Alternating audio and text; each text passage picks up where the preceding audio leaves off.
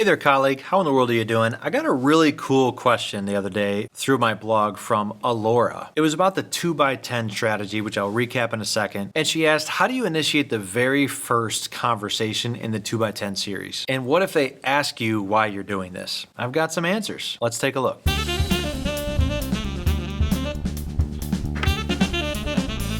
Quick recap of 2x10. I've got another video about 2x10 that you should check out if you want a more extended explanation. But basically, it's an intervention that you use with the student whom you're most concerned about in your class. It could be behavioral concern, academic, attendance. But when I say which student on your rosters right now are you most concerned about, and you think about that, the first kid that comes to your mind, that's probably the kid to try a 2x10 with. And all that you do is for 10 consecutive days of class, you pull that student aside and have a 2-minute personal conversation with them. Specifically, it's personal, not school related. And you do that once, twice, 3 times, all the way to 10 times in a row. That's the goal. And what basically always happens is that by the end of this intervention, you have a stronger connection with the student. You know much more about them. They have a better affect towards you. And typically, the whole classroom culture will noticeably improve. Because if this student comes to your mind first as someone that you're really concerned about, they probably are giving off some of those concerning vibes to others. And if it's a particular student that's you're concerned about from like a behavioral standpoint, then they're definitely impacting the overall culture of the class. So what Alora is asking is, okay,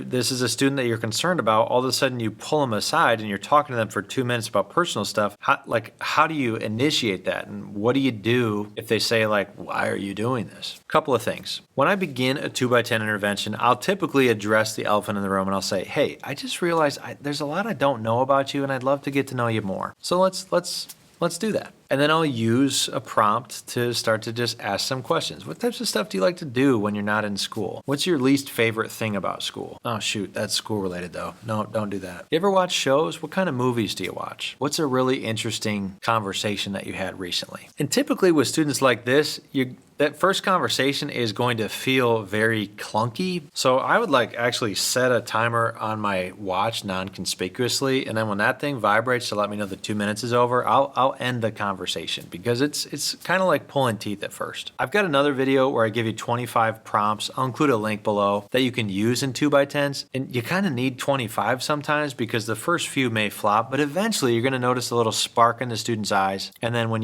you see that, keep pulling on that thread and asking more questions. So one example, I had a student one time named Ruby, and I was concerned about her for all the reasons. So I pull Ruby out and I start to ask her, what does she like to do in her spare time? And she said, I like to watch Netflix. I said, well, what types of things do you like to watch on Netflix? Because I like to watch Netflix sometime and I'm always looking for recommendations. What do you recommend? This kind of sparked in her. And so she started to talk about some of these true crime documentaries that she watched. And by then our first 2 minutes was over and I said, well, thanks, Ruby. I'm going to check that out. I made a little note of that for myself. And I actually did during my lunch break, just watch a trailer for the true crime documentary. And then the next day I pulled her aside and I said, hey, I looked at that trailer. That looks really intense. Oh my gosh, what do you like about that? And the ball at this point was rolling. And so now she's more likely to kind of open up a bit more.